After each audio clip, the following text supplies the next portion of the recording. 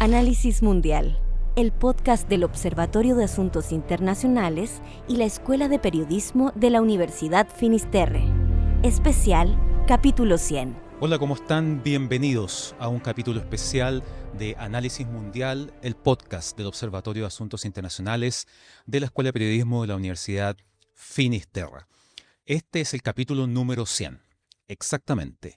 Tenemos 100 capítulos a nuestro haber disponibles en Spotify y que a partir de ahora también estarán disponibles en YouTube. Soy Alberto Rojas, director del Observatorio de Asuntos Internacionales, y hoy me acompaña el equipo del observatorio. Vanessa, ¿cómo estás? Muy emocionada de estar en este episodio número 100 de Análisis Mundial. ¿Verdad que sí? Luis, ¿cómo estás? Muy contento de haber llegado también al episodio 100. Estamos todos contentos de estar en el episodio 100 y pensando en los próximos 100 episodios que van a venir. Pero precisamente porque este es un episodio especial, tenemos un invitado especial. Estábamos aquí junto a Pablo Cuellar, periodista de larga trayectoria en el ámbito de la cobertura de la actualidad internacional, actualmente editor del área internacional de Mega. Pablo, bienvenido. Muchas gracias por habernos acompañado hoy. Alberto, también muchas gracias por la invitación. Feliz de estar en este capítulo 100 y en un año que también parece que ya habían pasado 100 meses de este 2025 y estamos ahí justamente entendiendo un poquito más el mundo. Absolutamente, ha sido un año, lo que va de año, sumamente intenso. Hemos tenido de todo, el regreso de Trump a la Casa Blanca, hay un nuevo papa, hay guerras que están todavía en desarrollo.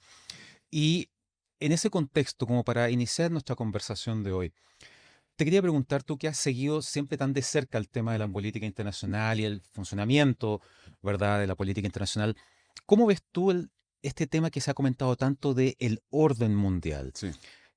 Que ha cambiado, que se está desmoronando, que en el fondo estamos en un momento de transición o de transformación desde un antiguo orden mundial a uno nuevo. Existe un orden mundial.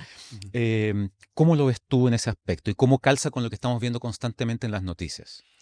Totalmente, yo soy también un convencido de que estamos en un momento de transformación, de transición a un nuevo orden. Veníamos ya de varias décadas y años quizá en un status quo, pero donde también el sentimiento yo creo que de las poblaciones a nivel mundial era de descontento. Descontento con las instituciones, descontento con los gobernantes, descontento con los hechos que están en este momento acomplejando al mundo. En términos de la seguridad, migración, economía, guerras, violencia, han puesto una serie de desafíos a los líderes internacionales que lamentablemente no hemos tenido la oportunidad de poder solventar. Y digo hemos tenido porque también me siento parte de la comunidad internacional, hemos estado ahí interpelando desde nuestra posición como periodista, pero lamentablemente el multilateralismo está en este momento en una crisis. Y ahí es cuando se han posicionado estos nuevos liderazgos alternativos o transitorios en algunos casos y en otros que se están netamente creando, por ejemplo, organismos multilaterales que se han ido creando, como el caso del BRICS, que cada vez están más empoderados, o la figura de personas más disruptivas, como el caso del presidente Trump. En ese sentido, Pablo, y hablando de Trump, la primera vez que Trump mencionó que quería ser candidato por el Partido Republicano, muchos se rieron y hoy estamos en un segundo mandato de Donald Trump. ¿Es Trump pensando en justo esto que mencionabas del hartazgo con los políticos tradicionales, de que el sistema no ha logrado erradicar las brechas de pobreza y de desigualdad? ¿Trump es un accidente, como muchos le llaman, o se está volviendo ya una constante y una respuesta a este tipo de liderazgos? Uy, yo creo que se ha vuelto una constante en el último tiempo, porque no solamente hemos tenido un Donald Trump, hemos tenido un Bolsonaro, tenemos un Milei, tenemos un Víctor Orbán, tenemos una serie de líderes que han hecho eco y han hecho suyo el discurso del descontento generalizado. Cuando uno vio por primera vez, por ejemplo, a un Donald Trump, era bastante incrédulo, lo veía más como un personaje, una figura de televisión, que a lo mejor, claro, venía acompañado con los tiempos que venía viviendo en Estados Unidos, pero cuando te das cuenta de que esto ya se transforma en algo sumamente popular, cuando ya ves reacciones similares en otros países del mundo, cuando ves que hay sintonía también en estos mismos mandatarios, tú te das cuenta de que en verdad hay una señal potente que nos está dando la ciudadanía de que necesitan otros tipos de liderazgo o necesitan personas que vayan mucho más al choque, más directo con ciertas problemáticas. Y ahí uno puede cuestionar y debatir si las políticas que están llevando a cabo están bien o están mal, el personalismo que muchas veces tienen, cómo finalmente ellos también hacen un descrédito a las instituciones, incluyendo a los medios de comunicación, pero hay que entenderlo como un fenómeno que va más allá de la figura de un personaje de ese calibre, sino que también entenderlo, qué es lo que nos demanda hoy día la ciudadanía, por qué son electos estos líderes, qué hay detrás justamente del ciudadano en global, ¿cierto? Exactamente, y ya en los dos gobiernos de Trump hemos visto una amenaza al cambio del orden internacional de los últimos 80 años. Hubo un interregno con Joe Biden, pero nuevamente se habla más del aislacionismo, Ujú. pero no un aislacionismo completo, sino que estos nuevos actores del mundo multipolar, o actores en realidad que van creciendo, que tienen su opinión, quieren tener su voz y voto, y que van complementando, ¿cierto?, este diálogo internacional. ¿Cómo lo has visto tú estos últimos años? Bastante desafiante. Quería hacer un punto también con el tema de Donald Trump, justamente, que yo creo que nos volvió a sorprender. A mí que ya me sorprendió que él fuera electo por primera vez en este segundo mandato. Tradicionalmente, en Estados Unidos, el segundo mandato de los presidentes es mucho más criterioso, buscan dejar un legado, buscan aunar criterios con sectores de la oposición, crear grandes políticas para ser recordado de la historia. Trump entró de nuevo de una manera bastante disruptiva, fuerte, potente, incluso mucho más avasalladora de lo que fue su primera administración. En ese mismo sentido, claro, si uno analiza el pasado con lo que está ocurriendo en este momento del presente, yo creo que hay un cambio, efectivamente, una transformación, y me tinca que a partir de la popularidad que está teniendo Donald Trump, que prácticamente hoy día no tiene oposiciones, ni en Estados Unidos, ni en el contexto internacional, yo creo que va a hacer parecer nuevos líderes también en una señal similar. Pablo, en este escenario de cambio, de transformación del cual estamos hablando, ¿tú crees que la imagen, la gestión de Naciones Unidas, que ha estado siendo muy criticada, ¿verdad? ¿Es parte de este proceso de cambios, de pérdida de fuerza de una institución tan importante como Naciones Unidas? ¿O es un síntoma? ¿O es parte del diagnóstico? ¿Cómo ves tú la evolución de Naciones Unidas en los últimos años? A ver, las Naciones Unidas para mí siguen siendo el organismo internacional más importante que tenemos en el planeta, establecido justamente después de la Segunda Guerra Mundial, que ha logrado, ¿no?, dar cierta estabilidad, manejar ciertos temas que son complejos y que reúne a la mayor cantidad de países del mundo, ¿cierto? Desde Estados Unidos hasta Corea del Norte pertenecen justamente a este mismo organismo, por lo cual para mí es fundamental que sigan trabajando y permaneciendo en este mismo bloque. Sin embargo, claro, en el último tiempo no han podido resolver temas que son vitales, que yo te estaba nombrando anteriormente, el tema de la economía, de la migración, de la violencia, de las brechas de desigualdad, que también hablaban por acá. Yo creo que ha habido un problema de gestión dentro de las Naciones Unidas, un problema de bloqueo al interior de las Naciones Unidas. Recordemos que hay 5 potencias que tienen el derecho a vetar resoluciones, y eso ha mermado el poder justamente tomar decisiones al interior de la ONU. ¿Cierto? Por ejemplo, cuando estamos viendo situaciones en Medio Oriente, cuando estamos viendo situaciones en Europa con la guerra entre Rusia y Ucrania, cuando estamos viendo situaciones de migración, basta con el bloqueo de uno de estos países que justamente tiene interés en estos mismos temas, y finalmente toda la conversación o toda la negociación se nos viene abajo. Es decir, yo creo que hay que comenzar a resolver dentro de las Naciones Unidas este tema de los bloqueos y los vetos que hay por parte de algunas potencias. Y también yo creo que es momento de darle oportunidad a democratizar un poquito más el debate y las acciones, que puedan integrar el Consejo de Seguridad de la ONU otros países que también son sumamente relevantes, como el caso de Brasil, como el caso de Alemania, como el caso de Japón, que creo que tienen un peso específico hoy día a nivel internacional y debiesen tener también una voz y un poder más fuerte.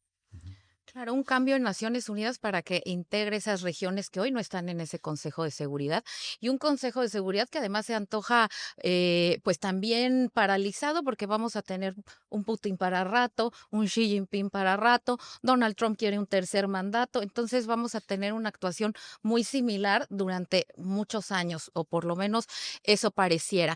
Así que esta organización está lejos de poder ser realmente un eje para lograr una paz duradera, justa, en escenarios complejos como Ucrania, como Gaza. Pablo, ¿tú sientes que vamos avanzando a un mundo que va hacia nuevas guerras, que es lo que hoy parece que Trump está planeando ese escenario con la tecnología, con el espacio exterior? ¿Un mundo más seguro de guerras tradicionales o un mundo mucho más inseguro, más complejo, con guerras tradicionales y además estas nuevas amenazas? Uy, yo sí veo un mundo más conflictivo. Me encantaría decir que no, que todo está cambiando, que vamos a buscar la paz mundial, ¿no? Pero yo creo que vamos en un terreno que nos está poniendo cada vez más violento. Em, la inversión en defensa hoy día de los países es tremenda, sobre todo en términos de potencia. Hablábamos de este domo dorado que quiere crear Donald Trump en este nuevo sistema de defensa en Estados Unidos. En China, que están lanzando ahora un avión que va a portar drones. Hemos visto la tecnología que se ha usado en la guerra entre Rusia y Ucrania. Hemos visto hoy día otro conflicto que no lo teníamos presupuestado, si bien era latente, pero no lo teníamos presupuestado para este año, que era India y Pakistán, dos países que son eh, países nucleares con arsenal atómico. Imagínense ustedes si finalmente se desencadena algo así. Yo creo que lamentablemente estamos nuevamente en un mundo hostil. Por eso creo que debiese haber una acción más mancomunada e inmediata por parte de la comunidad internacional. Y por eso creo que a otros actores que tienen un peso debiesen también tomar ciertas direcciones. Por eso hablaba del tema de Brasil, Alemania, Japón, que son países sumamente importantes, la India, que también pudiesen tener un rol un poquito más activo. Como está este descrédito en este momento de las instituciones tradicionales, han aparecido estos mismos nuevos bloques que hoy día se están tomando muchas veces la agenda. El multilateralismo está justamente eh, muy disminuido y también con líderes que no les gusta mucho el tema del multilateralismo. Entonces es un desafío, yo creo que importante, pero también urgente. Claro, y quizás dentro de ese deterioro, que sobre todo hemos visto el deterioro de los partidos políticos en los últimos 30, 40 años, que han fortalecido quizás estos liderazgos que parecen estar en las antípodas, o son o muy viejos, como ha sido el caso de Estados Unidos, o muy jóvenes. También hemos visto Macron, también el caso de nuestro mismo presidente en Chile. ¿Cómo ves tú los liderazgos internacionales hoy? Yo creo que estamos en un momento, claro, de esta transición que hablábamos. La gente, yo he visto que no le ha gustado tanto la renovación, excepto de aquellos líderes que a lo mejor ve con una fortaleza distinta. Llámese Milei, llámese Bukele, ¿cierto? Pero en el último tiempo yo creo que han optado por políticos a lo mejor de más larga trayectoria, como el caso de Lula en Brasil, ¿cierto? Lo que decíamos de Putin, que ya va a tener, no sabemos hasta cuándo finalmente va a estar. Acaba de iniciar su nuevo periodo hasta el año 2030, pero con los cambios constitucionales probablemente va a estar mucho tiempo más. El caso de China también con sus cambios constitucionales, Xi Jinping probablemente va a estar en mucho tiempo. El regreso de Donald Trump, yo veo muy plausible que pueda haber un tercer mandato, pese a que en Estados Unidos no se puede. Tendría que también haber un cambio constitucional. Yo lo veo como una alternativa hoy día que se pudiese realizar justamente en esa misma nación. Y en otros países yo creo que también de manera similar se ha optado por un más volver a ciertas tradiciones en estos momentos de crisis. Pablo, a ti te ha tocado cubrir diferentes noticias, grandes temas de la Sí. política internacional, por mencionar dos. Bueno, estuviste en El Salvador, estuviste en las cárceles de Bukele, estuviste también cubriendo la guerra en Ucrania. Tomando en cuenta el mundo que estamos describiendo en este instante, ¿cuáles ves tú que son los principales, o van a ser también los principales desafíos del periodismo al momento de cubrir este tipo de noticias, este tipo de acontecimientos y de qué manera acercarlo a la ciudadanía, al público que muchas veces además descree de los medios tradicionales, tiene una fuerte inclinación por el consumo de contenidos en redes sociales que no siempre son reales? Ujú. ¿Cómo ves tú ese desafío para los medios tradicionales? A ver, en cuanto a los hechos que me ha tocado cubrir, lo primero es lo impredecible que puede ser el contexto. Por ejemplo, en el caso de la guerra, claro, era mi primera guerra que a mí me tocaba cubrir y por lo tanto uno no sabía muy bien a qué se iba a enfrentar. O sea, hubo bombardeos cerca de nosotros cuando entramos ahí a la ciudad de Leópolis en Ucrania, el tener que cubrirse, nos arrestaron apenas entramos en Ucrania porque pensaban que éramos espías, que estábamos grabando para los rusos, no podían creer, de ustedes de Chile, que vienen a hacer de Chile acá a cubrir a este país, entonces nos detuvieron apenas entramos. La policía, claro, con cierta razón también, o sea, están entrando actores que no tenían contemplado en un escenario de guerra. Luego entramos nuevamente con camiones de ayuda humanitaria, que también teníamos que hacerlo de manera secreta, poder ingresar, porque ocurrieron, por ejemplo, en este mismo conflicto, que Rusia geolocalizaba celulares o sabía, por ejemplo, dónde estaban ciertas municiones o recursos y atacaba esos lugares, ¿cierto? Esos mismos recintos. Por eso nosotros también teníamos que hacerlo de manera encubierta para poder ingresar. En el caso, por ejemplo, también me tocó el año pasado esta crisis que hubo de violencia en Ecuador, donde las mafias, los narcos salieron a las calles a cometer delitos para demostrar el poderío frente a la misma autoridad. Y ahí también vuelve lo impredecible. O sea, nos estamos enfrentando al crimen organizado. Aquí ya no hay guerra donde hay ciertos estándares de lo que se puede y no se puede hacer. Hay bandos con Claro. uniformes. Claro, hay bandos con uniforme, hay ciertas normativas, ciertos consensos a nivel internacional, pero cuando tú te enfrentas al narco, es otra realidad, ¿cierto? Y ahí me salto al tema Bukele. ¿Por qué Bukele hoy día ha sido bastante popular y bastante querido en su país? Porque logró finalmente frenar a estas mismas bandas que hacían lo mismo, eran el poder en las comunidades, eran el Estado dentro de las comunidades y con un nivel de violencia que no tenía parangón casi en América Latina. Recordemos que El Salvador llegó a ser uno de los países más violentos. Ahora, también vuelvo a decir, uno puede estar de acuerdo o no de acuerdo con las políticas de Bukele, pero es un hecho de que finalmente ha habido un cambio en ese mismo sentido. Segundo, para nosotros como periodistas, obviamente también estamos en un momento sumamente desafiante. Si bien hoy día nosotros tenemos acceso a un celular, un pequeño aparato que nos permite conectarnos con personas en cualquier lugar del mundo, conocer de manera instantánea las noticias, ¿cierto? La tecnología nos ha provisto de una set de herramientas, de oportunidades para poder cubrir y conocer lo que está sucediendo a lo largo y ancho del mismo planeta. También es súper desafiante por el término de las noticias falsas, la desinformación.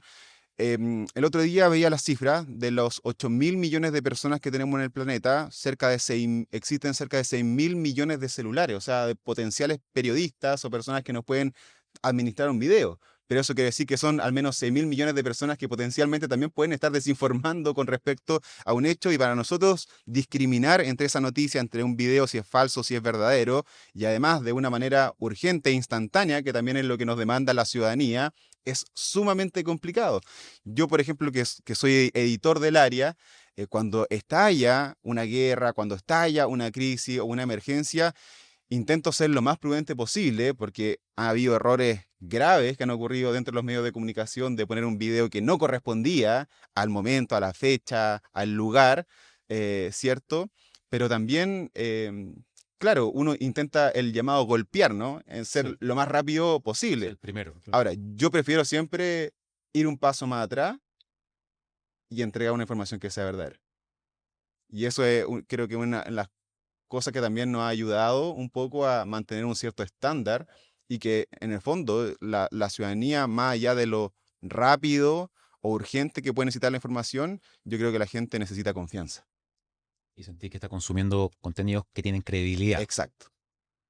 Qué difícil, ¿no? En un mundo donde la gente ya no cree en nada, no cree en las Exacto. instituciones, no cree en la política y con sociedades que además, como decías, están teniendo mucho miedo, ¿no? Creo que el crimen organizado en América Latina está muy bien organizado y no así los gobiernos. Parece que tienen mucha mejor comunicación. Y en ese sentido, Pablo, yo te quiero preguntar dos cosas. ¿Sientes que hay capacidades todavía en América Latina para frenar? Hace poco mencionaba el exfiscal que vino a Chile de Estados Unidos que están a tiempo de frenar el crimen organizado, pero es evidente que de manera unilateral un Estado hoy no lo puede hacer, sino que tiene que tener coordinación con vecinos que a veces son más complicados. ¿Crees que tenemos las capacidades en América Latina, especialmente en América del Sur, para frenarlo? Y la pregunta dos es la labor periodística, yo vengo de México, un país donde la labor periodística es de muy alto riesgo, ¿sientes que también se puede extender esta peligrosidad o que está creciendo el riesgo de los periodistas que cubren este tipo de notas en Chile Ujú. específicamente? A ver, en cuanto al primer tema, es una de las cosas que yo me he dedicado a estudiar en el último tiempo mucho, el tema del narcotráfico, el crimen organizado, la seguridad y la violencia, porque realmente creo que es el gran tema aquí en el continente. Los niveles de violencia, de tipos de delitos que se están cometiendo y sobre todo el poderío que está teniendo el narcotráfico y el crimen organizado, de verdad ha alcanzado una escala que yo creo que no mucho imaginábamos hace algunos años atrás. Me ha tocado ver de cerca lo que ocurrió en Ecuador, pero también lo que ha sucedido en Colombia con los carteles, con el Tren de Aragua en Venezuela, con la situación en Rosario en Argentina, ¿cierto? Con los carteles mexicanos también, que se han ido empoderando y no solo eso, se han ido uniendo entre sí. O sea, los lobos y los choneros, que son las principales bandas en Ecuador, hoy día son los mayores aliados del cartel de Sinaloa y el de Jalisco Nueva Generación en México. Los narcos en Rosario están también tejiendo ahí sus tentáculos con Brasil, con Paraguay, ¿cierto? El mismo eh, Comando Capital, que es la mayor banda de crimen organizado en América Latina, que es brasileña, también red y tentáculo en Paraguay, chilenos metidos justamente en esa misma área. Es decir, hoy día ellos están trabajando de una manera mancomunada y los gobiernos acá no lo están haciendo. Si bien ha habido intercambio de inteligencia, y me consta, de información, del tema de cerrar un poquito más la frontera, ver una cierta coordinación, no estamos trabajando de una manera suficiente entre los países para poder coordinar justamente estos mismos esfuerzos.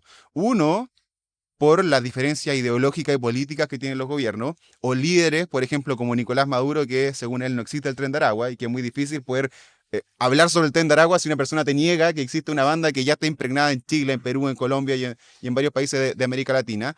Y segundo, yo creo que por falta de disposición o de querer finalmente generar un cambio real. Yo creo que hay muchos gobiernos que, claro, tienen tantos problemas, a lo mejor dentro de sus mismos países están abocados en otras soluciones o en otras medidas mucho más urgentes, pero yo creo que este tema se tiene que tomar de una manera coordinada y mancomunada. No lo vamos a resolver país por país, no se va a resolver, porque ellos son ya bastante poderosos y están impregnados en muchos lugares. Tenemos que trabajar de manera coordinada. Y en segundo lugar, con respecto al riesgo al periodismo, yo creo que sí, lamentablemente, a partir de estos hechos de violencia, de estas mismas bandas, cada vez es más difícil.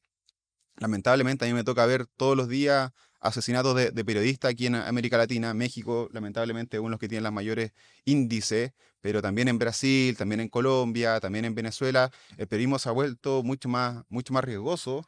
En Chile, afortunadamente, yo creo que no hemos tenido ese nivel, pero no lo descarto. Estamos en un momento complejo que ojalá no llegue a esos mismos niveles, pero sí, mientras el crimen organizado se siga extendiendo, el periodismo siempre va a seguir siendo riesgoso. Y en esa línea, porque estábamos hablando de la seguridad y el narcotráfico, pero ¿cómo ves a los gobiernos de la región? ¿Cómo has visto esa evolución en los últimos años en lo que llamaron la marea rosa, ¿cierto? De los gobiernos de América Latina. Parecía que Lula podía ser algún factor que unifique. Gustavo Petro también ha tenido su evolución al respecto, pero en términos generales, ¿cómo ves las posibilidades de diálogo en este momento entre los mandatarios de América Latina? Mira, hubo un momento donde tuvimos gobiernos de la izquierda o centro izquierda, cuando teníamos, no sé, a Lago Bachelet, teníamos, cierto, a Rafael Correa, a los Kirchner en Argentina, Lula, Evo, etcétera, que había una cierta sintonía. Luego tuvimos también gobiernos más de la centro-derecha, con Piñera, Macri, Abdo Benítez, Bolsonaro. Y si bien yo creo que fueron momentos como coyunturales, como que ellos se apoyaron, en el primer caso crearon UNASUR, en el segundo caso crearon PROSUR, ¿cierto? Pero hoy día son los organismos que están ahí, quedaron en una carpeta, ¿cierto? En un basurero. Nada se realizó como con visión a futuro. Todo fue netamente coyuntural mientras tuvieron cierta sintonía ideológica, política, cierto gobernante, hubo una señal de querer avanzar, pero sin una mirada a futuro. Por ejemplo, en el caso de Chile, hemos tenido gobernantes de un signo político u otro y había una cierta coordinación en algunos temas, ¿cierto? Por ejemplo, en la economía. Pero creo que a nivel internacional o a nivel aquí regional no hemos tenido esa misma coordinación. Hoy estamos sumamente revueltos porque tenemos líderes muy distintos. En el caso de Lula y Milei, ¿cierto? Que son parte de las dos principales potencias, sumamente distintos. Entre Colombia y Ecuador, que también son naciones populosas, ¿cierto? Tenemos a un Petro y a un Noboa, que también son sumamente diferentes en cuanto a signos políticos. El tema Venezuela, yo creo que ha logrado encauzar en una cierta manera los liderazgos. Antes teníamos un Lula y un Petro que eran muy como que correspondían mucho a las acciones que hacía Maduro, pero después de lo que sucedió en las últimas elecciones se dieron cuenta de que en verdad tenían que tirar el carril por otro lado. Y eso ha sido bueno, pero es en un tema, ¿cierto? Claro. La idea es poder ir trabajando en diferentes temas que le aquejan a nuestra ciudadanía aquí en la misma región, y a eso nos falta bastante de poder avanzar. Pablo, y volviendo a este tema del orden mundial, cada cierto tiempo reflota ese titular o ese concepto de la nueva Guerra Fría, Ujú. ¿verdad? Que estamos en una nueva Guerra Fría, algunos dicen que es entre Estados Unidos y China, otros dicen que es entre Estados Unidos, China y Rusia. Ujú. Pero lo cierto es que estamos en una competencia muy fuerte entre grandes actores que Sí. tienen presencia en el Consejo de Seguridad de Naciones Unidas, que son potencias nucleares, que tienen poder económico, etcétera. ¿Tú crees que hoy estamos volviendo a ese escenario de zonas de influencia o Ujú. esferas de influencia más que a un mundo más integrado, más globalizado? ¿Tú sientes que la globalización a lo mejor ha resentido esos cambios? Sí, mira, yo soy de los que cree que estamos en un momento de una nueva Guerra Fría, liderada por Estados Unidos y eminentemente China. A Rusia lo dejaría como un actor secundario, pero importante igual en este contexto global. Estamos en un momento de mucha competencia entre estas dos potencias, que recordemos representan el 40% de la economía global, o sea, no podemos estar indiferentes a lo que pase o deje de pasar en estas mismas dos naciones. O sea, imagínate tú, de los 200 países que tiene el mundo, que dos solamente acumulen el 40% del total de la economía, ya nos dice que son actores sumamente relevantes, y además ya hemos visto como en términos políticos, militares, espaciales, económicos, la misma guerra comercial lo ha vuelto mucho más competitivo de lo que fue, por ejemplo, en su momento Estados Unidos y la Unión Soviética. Sin embargo, yo creo que también en el contexto en el que estamos ahora, esta Guerra Fría es distinta, porque ya no es eminentemente entre dos grandes países. Hoy día hay efectivamente un esquema multipolar, eh, hay otras naciones que tienen roles importantísimos y que van a estar marcando el presente y futuro de nuestro planeta. O sea, yo, por ejemplo, no veo en esta competencia dejar fuera a la misma Rusia, dejar fuera a India, dejar fuera al Reino Unido, Alemania o Francia. Yo creo que son países y actores sumamente relevantes que también van marcando la pauta y lo que está pasando en el mismo planeta. Entonces, si nosotros tenemos dos hoy día grandes bloques, yo creo que se les puede hacer frente a esta misma situación. Por ejemplo, en el tema de los aranceles que hemos visto por parte de Estados Unidos, yo creo que si es que la Unión Europea realmente se uniera como un bloque, realmente le puede hacer un contrapeso a Donald Trump. Lo han intentado hacer, han tenido una voz sumamente fuerte, han puesto aranceles recíprocos contra Estados Unidos, pero si marcaran una posición realmente unificada, yo creo que la Unión Europea puede hacerle efectivamente un contrapeso a Estados Unidos. Y me quiero saltar a un último punto. Sí. El Vaticano. Para mí no fue al azar la nacionalidad del Papa. Yo sé que hay muchos que a lo mejor no lo creen, eh, y que claramente hay otros factores que primaron para que León XIV fuera electo como el nuevo pontífice. Yo creo que uno de esos factores efectivamente fue la nacionalidad.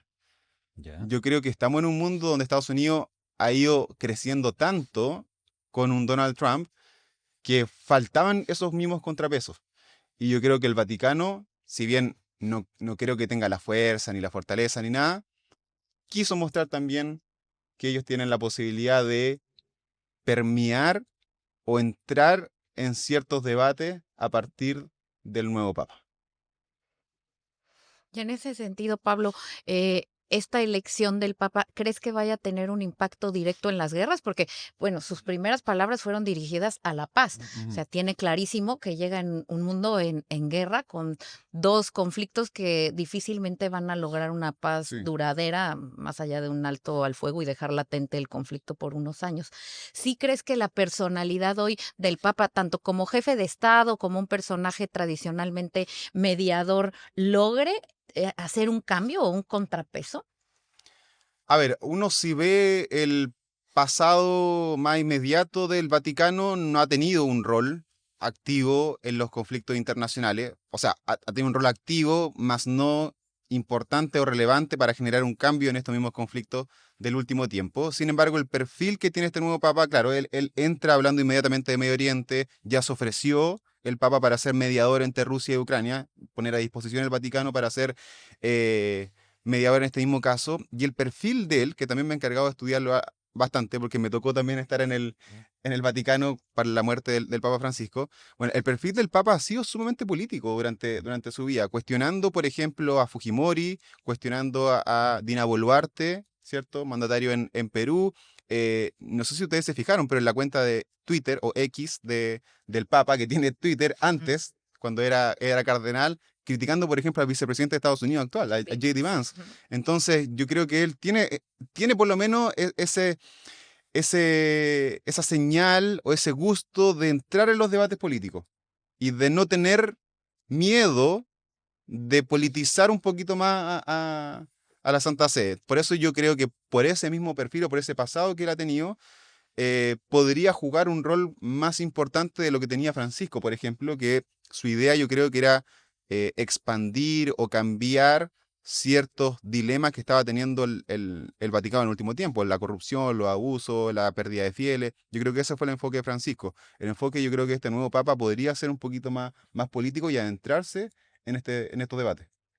Claro, y es un punto importante porque previamente se veía como afectar el equilibrio de poder en años anteriores que existiera un papa estadounidense frente a la superpotencia, pero hoy es una clara oportunidad. ¿Cómo verías ese diálogo? ¿Cómo te lo imaginas, el diálogo entre el Papa León y Donald Trump?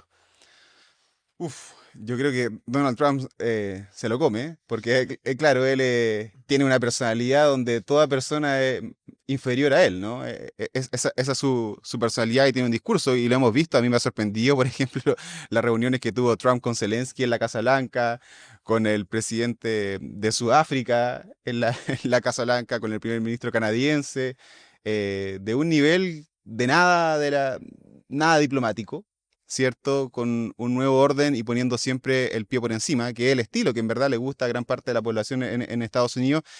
Y yo creo que con el nuevo Papa sería una situación similar. Ahora, aquí, en el caso del Vaticano, es distinto a la percepción que puede tener la ciudadanía con respecto a una reunión o a un Trump que sea un poco más bélico o más duro contra el Papa, porque aquí estamos hablando de una gran cantidad de fieles, 1.400 millones de fieles en el planeta. No estamos hablando de un gobierno de una menor cantidad de habitantes, y podría ser muy mal visto que él finalmente tenga un rol mucho más confrontacional con el nuevo Papa. Ahora, sabemos que lo impredecible de Trump puede estar en cualquier lado. Ahora, por lo menos hay oportunidad de juntarse, ¿ah? Yo entiendo que cuando J.D. Vance, que fue hace poquita días atrás al Vaticano, le invitó al Papa a Estados Unidos para que se juntara con Trump.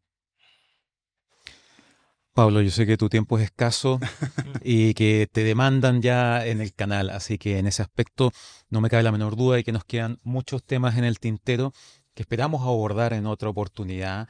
Ha sido un gusto tenerte acá en Análisis Mundial, en el capítulo número 100, y me parece que esta conversación y tu opinión, tu punto de vista ha sido sumamente valioso para arrojar un poco de luz sobre estos temas que de repente se ven tan grandes, se ven tan difíciles, que a veces requieren tanto contexto para entenderlos cabalmente. De modo que nada, te agradezco enormemente que te hayas dado el tiempo, la oportunidad de venir. Y bueno, a todos los que a partir de este capítulo 100 nos están viendo, los dejo invitados a continuar sintonizando y escuchando los podcasts, y ahora viendo el podcast de Análisis Mundial.